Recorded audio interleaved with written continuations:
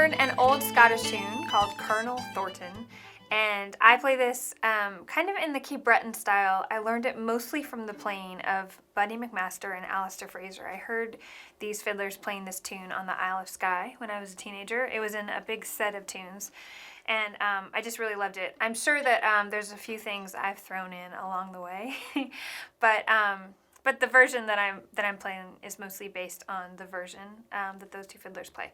So it's kind of in an A modal sounding key.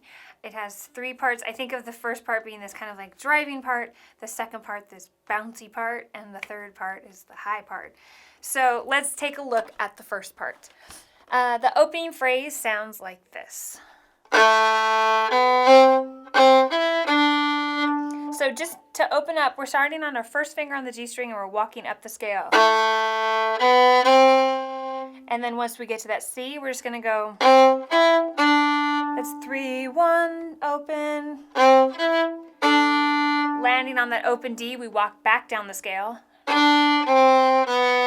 Back up to the open D. And then we do a little rocking back and forth.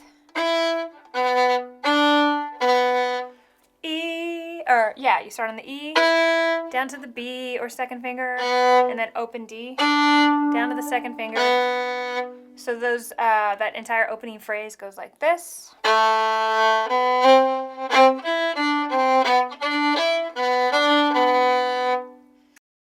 All right, let's look at the advanced version of Colonel Thornton, this great reel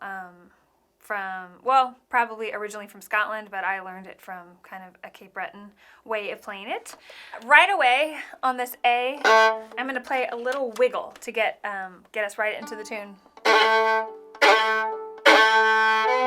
So you kind of, I think that I really like to play this tune in kind of a wild, very rhythmic way. So I'm not paying super close attention to having good tone, but I think you can kind of like attack the notes and really bring in that strong rhythmic vibe.